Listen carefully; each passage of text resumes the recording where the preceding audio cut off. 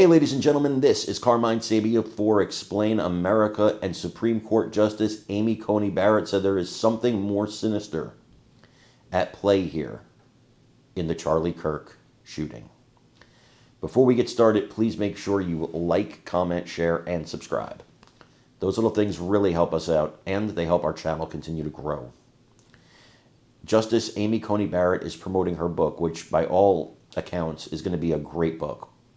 And she was asked by conservative radio show host Hugh Hewitt her thoughts on the passing of Charlie Kirk, on the violent way it happened. Now, Justice Barrett said she believes there is something more sinister going on here, a more sinister way of politics being discussed in this country that brings people to hate each other and to commit acts of violence. And I'm here to tell you, conservatives, violence is never the answer, because we live in a free country where we can vote. We get to express our opinions with voting. We get to express our opinions online, protesting, letter writing. There's so many ways to express your differences of opinion with people. Only the intellectually weak resort to violence because they know they can't win any other way. And the truth is, when you do that, you only amplify the message of the person you wanted to silence. Charlie Kirk will never be silenced. We will make sure of that, all of us, together. I want you guys to listen to what Justice Barrett said, and let me know what you think in the comments. Second bite at the apple. I have to begin, though, by asking, 2 hours after I was done talking to you, my colleague Charlie was murdered. Your reaction to that and to just generally political discourse in the United States, about which you write a lot in Listening to the Law.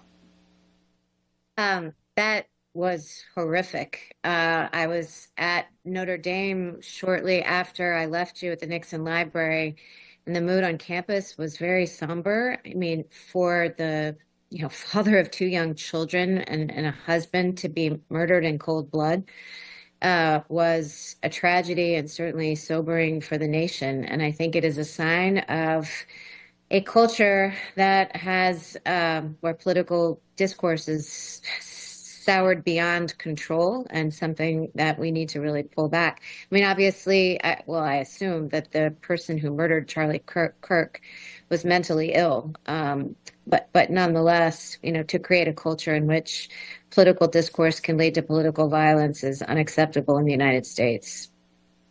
Justice, you quote your father in the book as saying repeatedly to you and your siblings, control your emotions or they will control you. It's very similar to a message I got repeatedly growing up. Do you think that message is out of style, or do parents have to double down on that message? I think it's time to double down on that message. That was a message that, as you say, my father repeatedly gave my siblings and I. It's one that I've repeatedly given my own children, that I've put up in various places on index cards around our house to remind them of the message. And I think in political discourse and relating to one another just generally, I think we often let our emotions get out of control, and we're driven by emotion rather than reason. It can take discipline to speak civilly and collegially to people with whom, one disagrees. You referenced G.K. Chesterton as well, and his brother on page 38 of Listening to the Law. The two argued incessantly but never quarreled. You continued, a good argument involves logic and a search for truth. A quarrel is an effort to tear down your sparring partner. Sparring with intellectual opponents is the way to hear the other side. Shunning others just because they disagree with you is also a recipe for a lonely and ultimately unhappy life. Do you think that people are going to hear that message more clearly now?